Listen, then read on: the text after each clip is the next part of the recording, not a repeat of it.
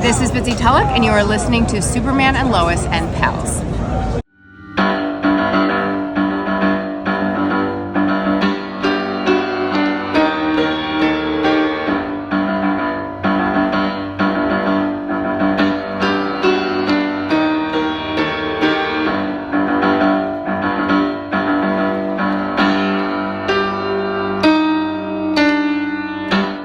Greetings, super friends. Welcome back to Superman and Lois and Pals. I'm Henry Bernstein, and alongside me is my favorite super pal, Professor Sam Brody.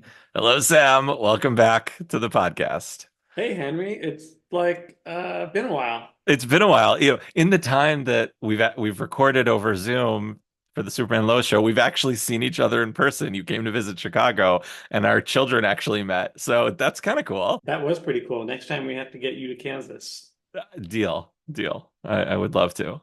Yeah. I mean, there's been definitely a lot of Superman news over the past year. We were talking just a minute ago offline that season 3 of Superman and Lois season finale was June of 2023. So it's been over a year as we're recording this in October. It's about a week after the premiere of season 4.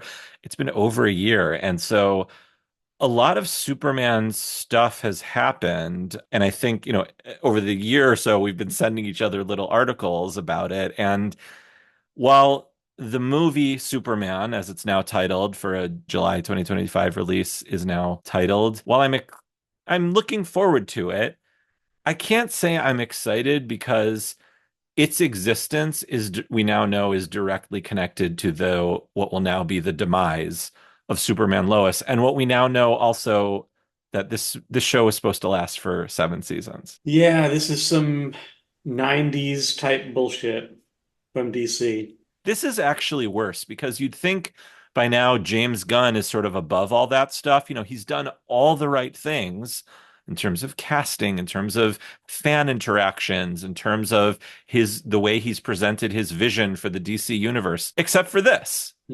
Why couldn't he save this? And it really kills me. Like everything I see about this show reflects how I feel about it, in that this is the best version of Lois Lane we've ever seen. This is the best version of Clark Kent we've ever seen.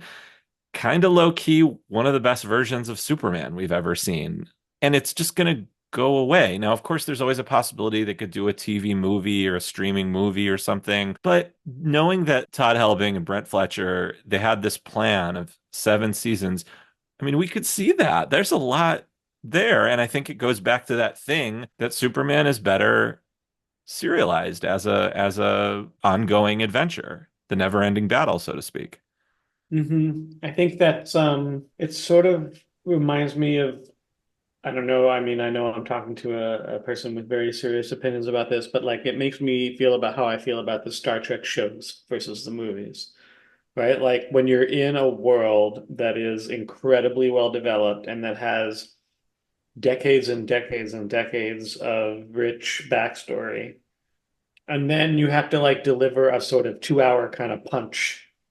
It's like the best you can do is not going to be good as a season of TV, Right. right? Like just to people who are used to the serialization mode. I know that some of those movies stand out as immortal classics and so on, but like I don't know, I would still rather watch a whole season of Star Trek than the best Star Trek movie. hmm hmm It's just You have to, those stupid online things like you can only choose one or choose to, kill one yeah. thing. And it's like season 3 of Star Trek The Next Generation or Star Trek First Contact, right? Like, what are you picking? No question. Not hard.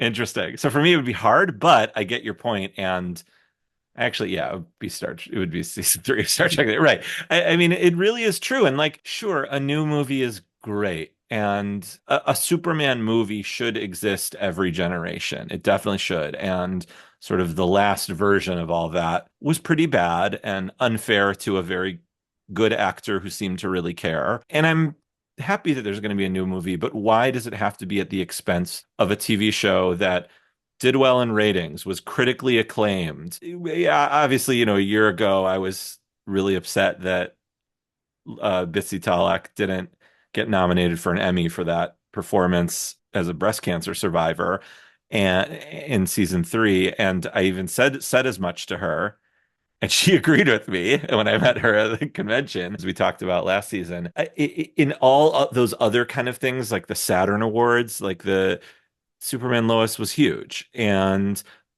everyone seems to no, I haven't heard anything bad about this show like across the board. Like there's been no like hot takes about how bad the acting is or how how many plot holes they have or anything because pretty much it's a pretty solid show. We've our grading scale has gone between like A and Hmm. C for individual episodes, but like Hmm. this is something that you want to sit down and watch that I think stacks up, especially last season with the cancer stuff, stacks up with any prestige TV show. It's upsetting to me. Like it just Yeah. feels like it was just taken away from us for no reason, for like a stupid corporate reason.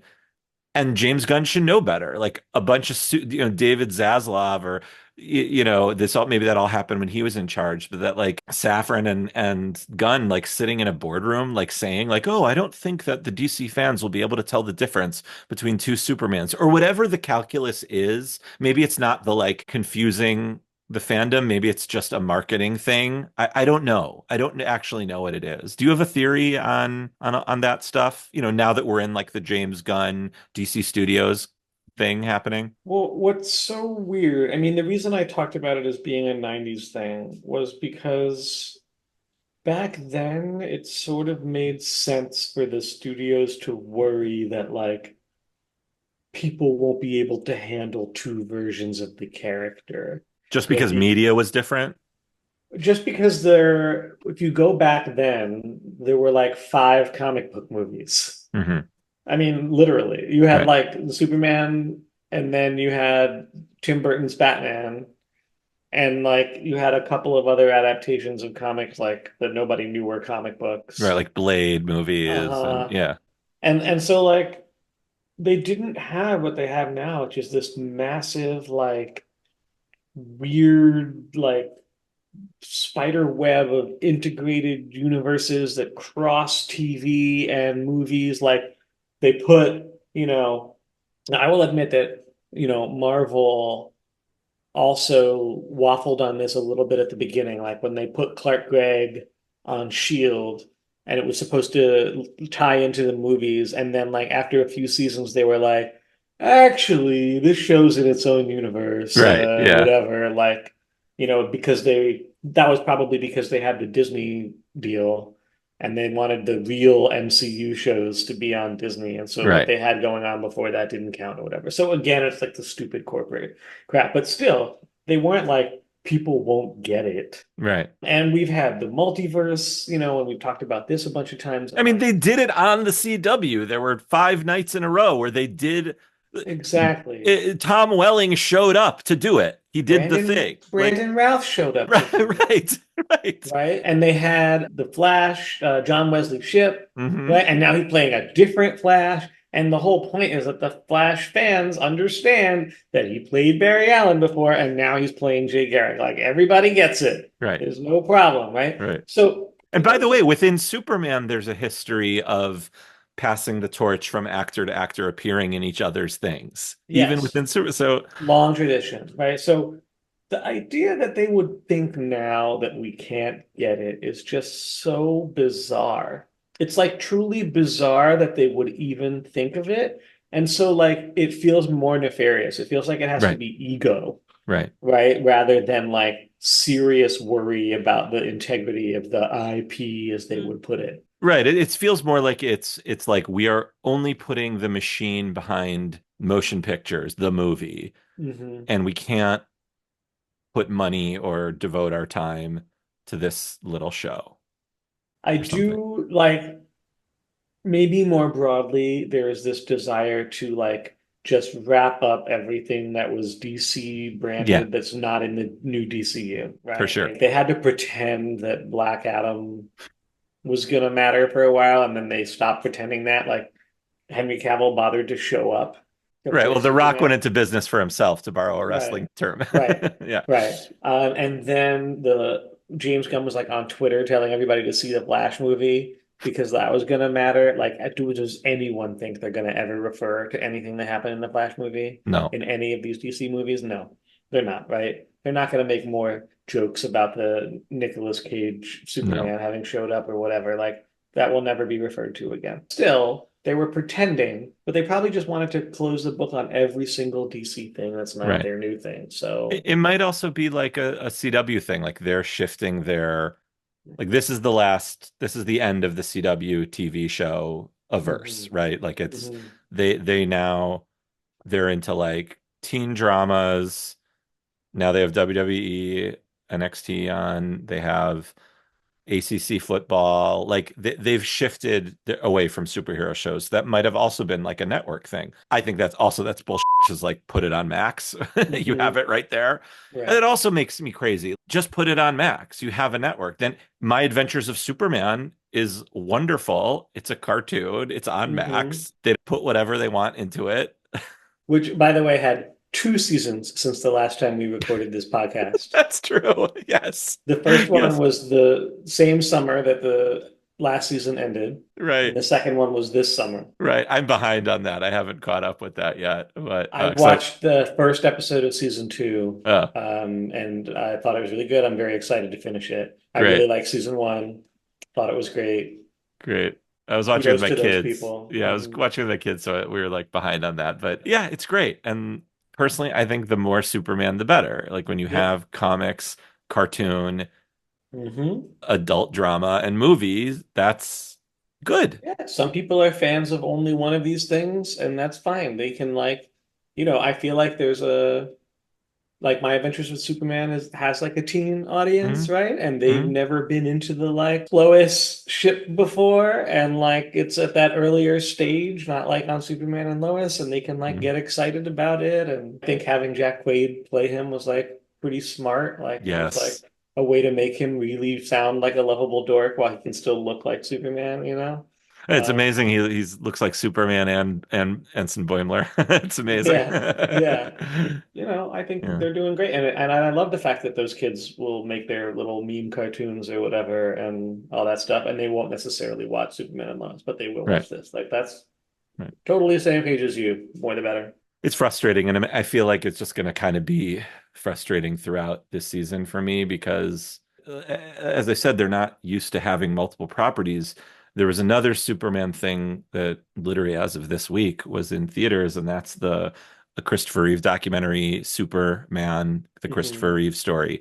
And since it was only in theaters for 3 days, I assume you didn't get a chance to see it, Sam, right? I have not seen a movie in theaters for Yeah. I don't know. Since you and I went to see No Way Home during the pandemic or something. I can't honestly tell you. Yeah. Well, anyway, it'll be out on streaming, I'm sure, very shortly. I just wanted to sort of give a plug for this movie. It's a really hard watch. It's really upsetting. I mean, what Christopher Reeve and his family went through is just absolutely awful. And it's sort of the heaviness and the weight and the pain just keeps coming and coming and coming in that movie. I can't remember the last time a movie just made me sob openly in a movie theater multiple times, at least 5 or 6 times. And just when I would Wow. catch my breath and wipe the tears away and get a drink of water and blow my nose, then it would come again. I mean, the accident and then his wife die. I mean, it's heavy, heavy, heavy, but it's probably one of the best documentaries I've ever seen. I mean, we were too young, and we've talked about this before, how why like Superman the movie is more my thing than it is your thing, right? Because like the age difference, and we have a slight age difference, and I have two older brothers who introduced me to it, so I sort of grew up with it, but we can't really appreciate what the movie does a great job doing is showing the cultural impact of Christopher Reeve as Superman, as an unknown actor in 1978, this theater Shakespearean Juilliard trained actor becoming Superman and then taking that role so seriously, and then it all gets taken away from him over a stupid little thing. I just highly recommend it to folks out there and to you when you get a chance to watch it. But it's, Well, like trigger warning, it's heavy. got it. Thanks. I mean, I'm sure they'll stream it soon, Yeah. right? I'm sure it'll be. I mean, you know how things are. You know, the Beetlejuice is already on streaming. It was in theaters like 2 weeks ago or something. Oh my God, So it is. I'll watch it. yeah, it was good. I liked it. The original Beetlejuice was one of my favorite movies as a kid. Anyway, should we get into it? All right. We're talking about Superman and Lois, season 4, episode 1.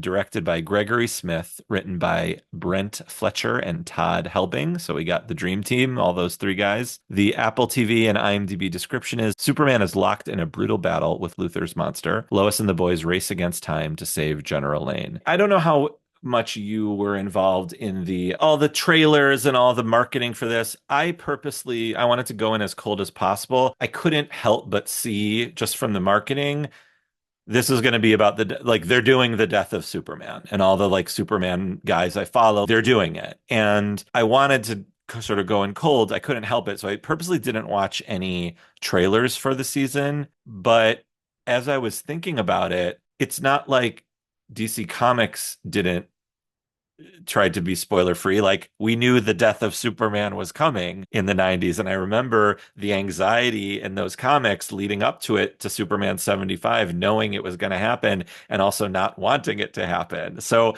how did you feel about all that? The sort of marketing behind this, like we're doing the death of Superman. I also sort of ignored it. I just didn't pay much attention. I don't think I watched, maybe I watched one trailer. Like the first Um, teaser maybe or something. yeah, Yeah. but it wasn't a surprise because that's how I read the end of the last season. Hmm. Like I know they cut away at this suspenseful moment where they're punching each other, but I sort of assumed he was going to fall down dead after that cut. Hmm. I didn't even expect them to do the whole battle for a whole episode. Yeah, right. The whole space battle. So I was like, oh, he's still alive. Like that was how I felt when they started it. Yeah, I mean, you only have 10 episodes. So Hmm. you're going to take Superman away for 2, 3, whatever it is. Obviously, with flashbacks and stuff, which were done very well in this episode, you can have Tyler Hoechlin still involved, but I mean, that's a pretty big thing to take on. And what I appreciate is in the way that like that first animated movie kind of crammed it all in, and the way that, of course, the Snyder stuff, you know, Batman v Superman and then Justice League kind of crammed it all in, and it just didn't feel earned. This felt earned Mm, because they've had 3 seasons plus 20 years that they've told us about right. and given us flashbacks. Hmm. So it felt it's okay that you're doing Death of Superman now. Hmm. Straightforward continuity with conversations we've had on this podcast in the past. It feels more legitimate to me because John Henry Irons is a character. Yeah, Now established character. in the Snyder movies, they had the rest of the classic Justice League, but like they could get that aspect of the world without a Superman Right. stuff. Although I don't think that they ended up doing it very well. To me as a kid, that was one of the most affecting parts of it was like seeing everybody's reactions and not just his immediate family, but like these fairly distant people. I thought that was done really well in that storyline. So I assume that they'll do their best with their sort of smaller set of characters on this show. But like I'm excited to see what are they going to do exactly because like Yeah. it's already a pretty different story, right? Oh yeah, yeah, definitely. I mean, so you know, there were some. I just want to point out a few sort of comic Easter eggs that I thought were done really tastefully. First of all, the opening shot of the torn cape in space. You know, the torn cape in Metropolis is iconic from the death of Superman, Superman 75, and a couple names that if you notice. So Luther's henchwoman that meets him at the beginning, and I want to talk about Lex in a minute, Amanda McCoy. So she's from the early issues in Burns' run. Amanda McCoy. Do you remember who she is, Sam? Is she the one who discovers that Clark Kent is Superman and then shows him the proof and then he fires her? A plus, Professor. Very good. So in issue number 2, if you Hmm. remember, the cover is Luthor and a big sort of dot matrix computer screen of Clark Kent's face. And the implication is that Lex Luthor has figured out Superman. There's a whole issue They kidnap Lana Lang and beat Hmm. her up. They go to the Kent's house, They and this, trank the Kents. I yeah, remember yeah, that. yeah, yeah. I remember the trank darts coming through the It's window. right. And I mean, they definitely beat up Lana Lang and put her in a Hmm. closet, tied up. That was Lana Lang had it rough in Burns Run. And then at the end, the scientist was Amanda McCoy, and Luther, his hubris and arrogance is so great that there's no way reporter like Clark Kent could be Superman, even though all of the data that they fed into their supercomputer spit out Clark Kent. And so that was great. I loved seeing that. And then the other person like that was Gretchen Kelly. So the woman who seduced Sam Lane in the previous episode and tied him up she says Gretchen's not her real name, but Gretchen Kelly is, of course, from the comics, Luther's personal physician who pretends to be Lex Luthor 2's mother, even though Lex Luthor 2 is just a clone of Lex Luthor. That one So I would not have been able to name for you off the bat. I had a feeling. That's why I just went with it. But the biggest sort of comic Easter egg, Sam, which I almost can't get over that they actually did it, and I definitely did like the Leo meme Once Upon a Time in Hollywood point. They did the cover of Man of Steel number 19. Did you catch that in the episode? Nice. I did not So there was, get the that immediately.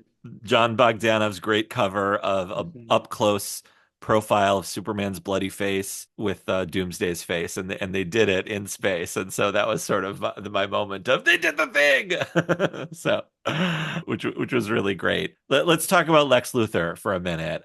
You know me, and I like ranking things. I really love this Lex Luthor. I mean, he's kind of up there for me with, I know it's early, but and we're only going to get 10 episodes of him, but Michael Rosenbaum, John Shea. This is a great Lex, in my opinion. What did you think of this version of kind of scary, unhinged Lex Mhm. Luthor? So to me, this is kind of an Elseworlds Lex Luthor. That's a little bit how he feels. Not like Alexander Luthor from Earth 2 or something, but like the same character, but like the fact that he buys this property and doesn't like have a team in there to make it luxurious before he moves in, right? He in That fact is rejects the right. luxury.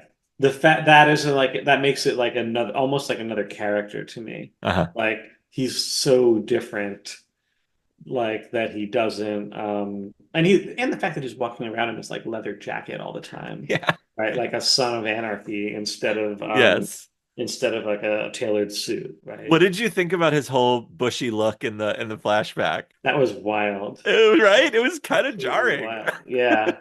But it was a good classic reference to the many, many origins of Lex Luthor in the Superman canon, where his somehow losing his hair ties to his villainy, right? Yes, yes. Superboy But caused him to lose his hair. Yes. in this one, it's like Lois Lane causes him to lose his hair Yeah, just because he shaves it off in prison. But like, right.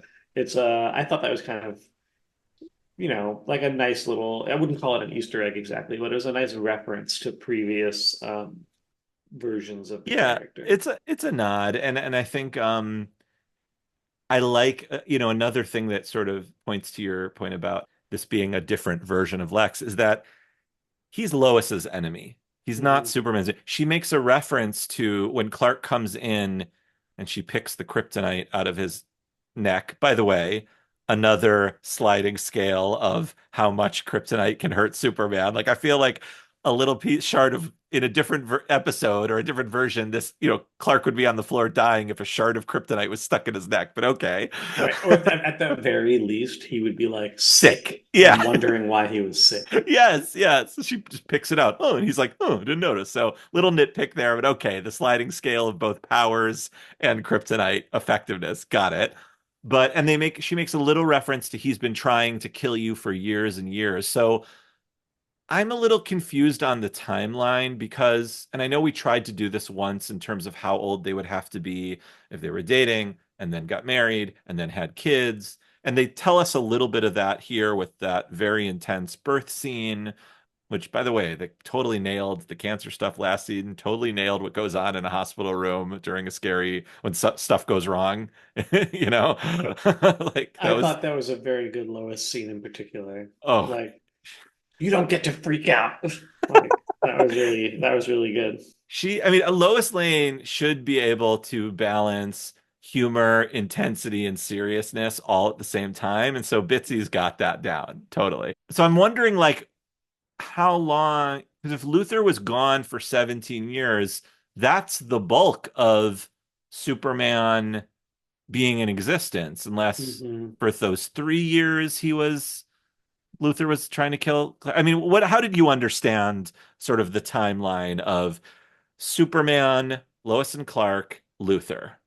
So I actually, along these lines, it was another thing that contributed to him feeling like a sort of Elseworlds Luther to me, right? Like, you wouldn't say that you don't make an arch nemesis who's like your arch nemesis for 3 years and then goes away for 17 years. I mean, I guess it's possible. Like, if he did something spectacularly bad that was just so much worse than anyone else that this Superman fought in his career, Hmm. but they've been a little bit sparing with their references Hmm. to who has Superman fought, probably because they thought they were going to get more seasons and they Right, were going to get to do more villains, right? right, But they haven't been like, here's what Brainiac did when Superman fought him, or like right. whatever. So I sort of got the impression that, like, I don't know, it was like a name that definitely got people worried, but it wasn't like the ultimate arch nemesis of Lex Superman. Luthor. And yeah, people were worried about him, but like when he was in the Daily Planet and Lois was sort of facing him down in that flashback, he didn't even have any like guards with him. He didn't have an No. entourage. And she was not scared at all, and nor should Right. she be, but Right. It was just like, I didn't feel like, by contrast, for example, if they did a version of Batman where the Joker showed up in the first 3 years and then went away for 17 years, I could imagine the Joker having done something bad enough in his like two appearances mhm, that everybody would be like, "Oh my God, the Joker escaped! Like, we're right, doomed!" Like, whereas I didn't quite get that sense from the other characters in the world. The show builds it up for you, the audience, right. right? It builds it up for you, the audience, but I didn't get the sense that for everyone else in the world, it was going to be like specifically Superman's problem. Right. Like he's sort of, maybe he's like an Elon Musk and she's after him, in the press, but he's not a dangerous villain that's in a purple battle suit having a fight in the middle of the street or something like that. Right, like it's said several times that he's somehow responsible for inner gangs weapons. He's some sort of like gun runner, Hmm. trafficker. I so I have, it's no secret I love Bitsy Talak. I love the writing of Lois Lane. I've said publicly many times, this is my favorite Lois Lane of all time. I have a problem with one thing. I have a problem with Lois Lane making such a massive mistake that had such dire consequences. And maybe it's just because after 80 years, 85 years, I'm just not used to that. I've never seen her. But like in your memory, Sam, has Lois Lane ever been wrong about a story? If anything, she's always right to her detriment or to her peril or to her safety. And it's sort of like, okay, you were right. Here she was just flat out wrong, and it cost a man his life in living, and now it's cost her husband's life. He's dead because of it. Has she, in your, memory of Lois Lane, has she ever been wrong on a story before that had such dire consequences? I feel like no. I feel like that's why they do the joke about her spelling. Brain. How do you spell massacre? Massacre. R-E. Thank you. Page with maybe one picture. There's only one P in rapist. Lois Lane, say hello to Clark Kent. Told you one P. Right, Right? that's Like the right. idea that her foibles are all completely cosmetic in nature because she's never actually wrong. I Right. mean, So what do you think about that then? there's a range, right? Like movie Lois is sort of a little bit more of an ordinary character. He was like a smart person, but like not sort of preternatural. But then in the comics, Lois is sometimes elevated. Like, do you remember during that Leviathan story a few years ago? They were like explicitly presenting her as like the best detective in the DC universe next to Right. Batman, right? Like, Right. basically, if she is interested in what's going on somewhere, she will find out what is happening and like put all the pieces together. And this is like an invisible global conspiracy that she's just like, put Right. together Right. like on her typewriter or whatever.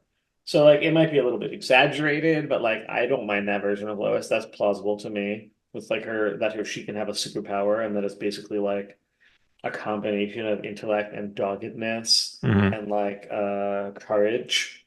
So what do you think about her having this major, like she messed up big time? So what I would hope that they will not do is push it. Like I can imagine a psychological defense mechanism where she's trying to protect Clark and like subconsciously doesn't follow certain leads or something.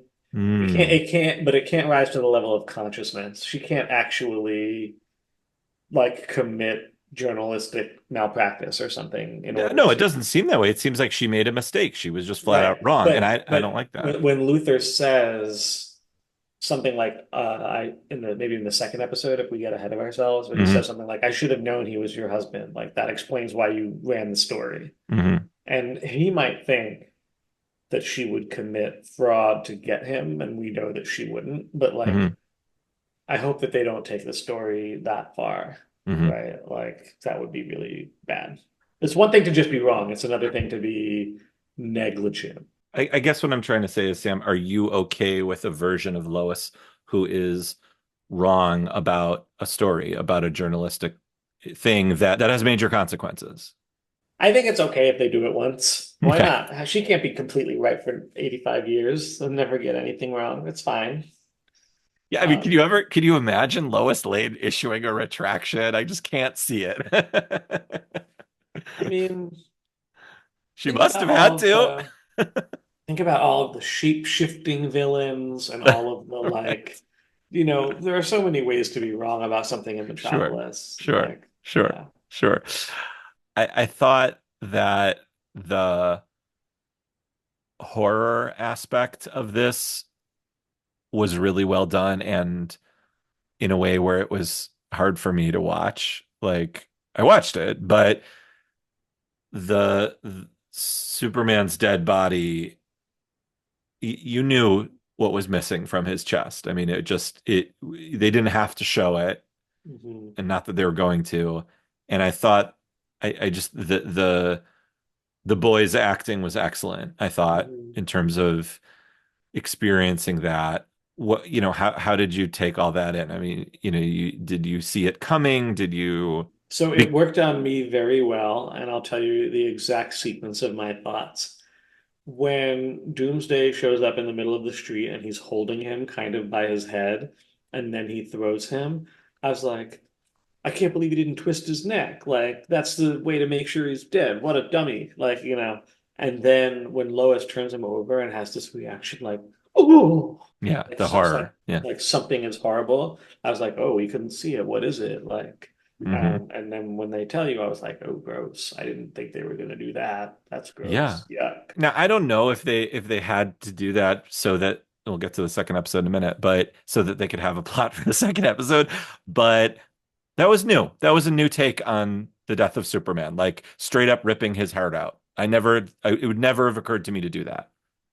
I think they did it because the way that they did it in the comics, where he's just basically knocked unconscious and then doesn't Right. seem alive, is like everybody's sort of like, well, how do we know? He's Kryptonian. Maybe they just like go into a hibernation or something. I don't know. And then But they did they put even say that in the comics back then? I mean, it was pretty definitive he was dead, even though he just it was one final blow. right. I mean, Yeah. it was definitive, but I think there were a few characters who sort of offhandedly are like, we don't know. But like when somebody rips your heart out, you're dead. You're dead.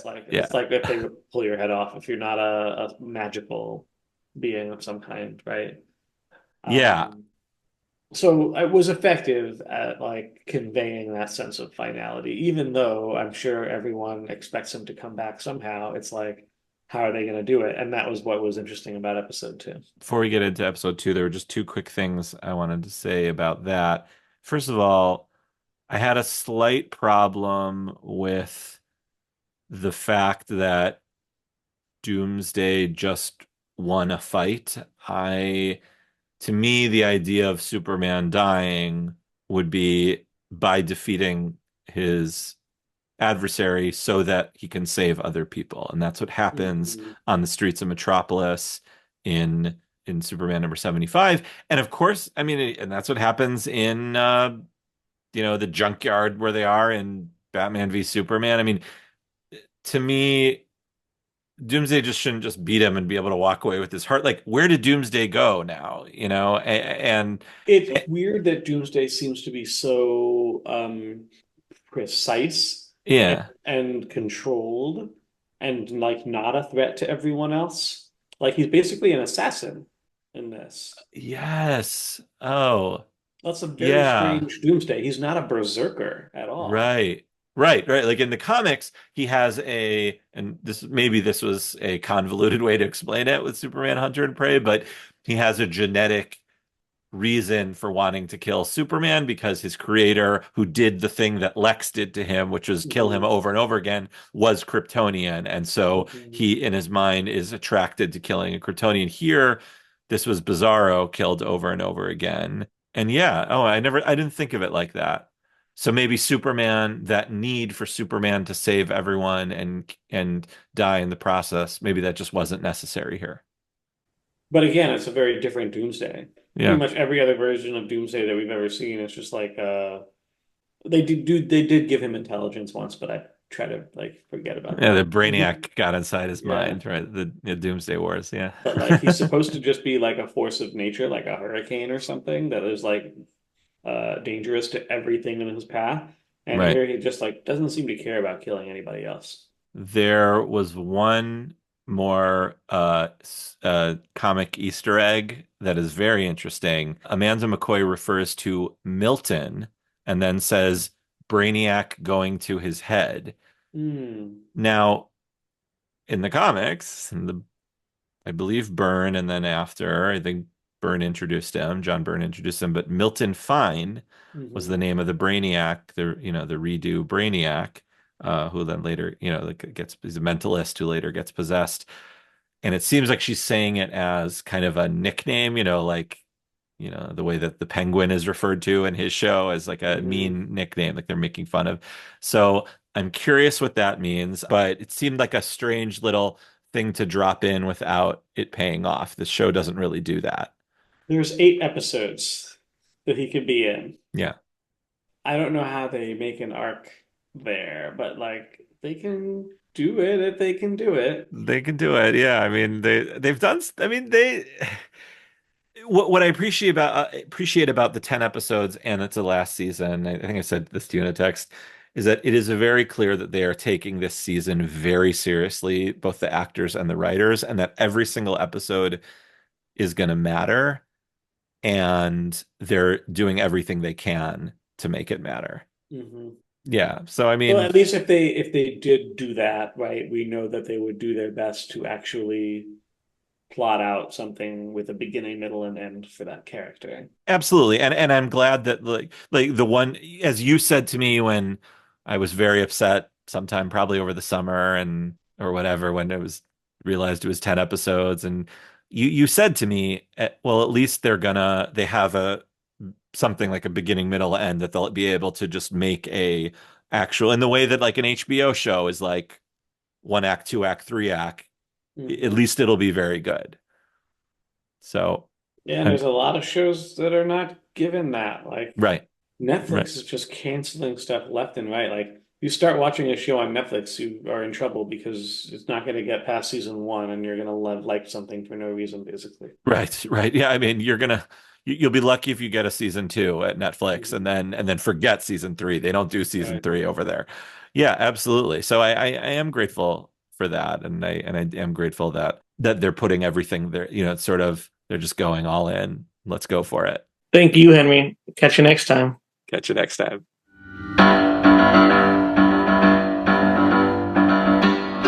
Thanks for listening. Our theme was composed and performed by Sam Bernstein. Don't forget to hit the subscribe button so you don't miss another thrilling adventure of Superman and Lois and Pals.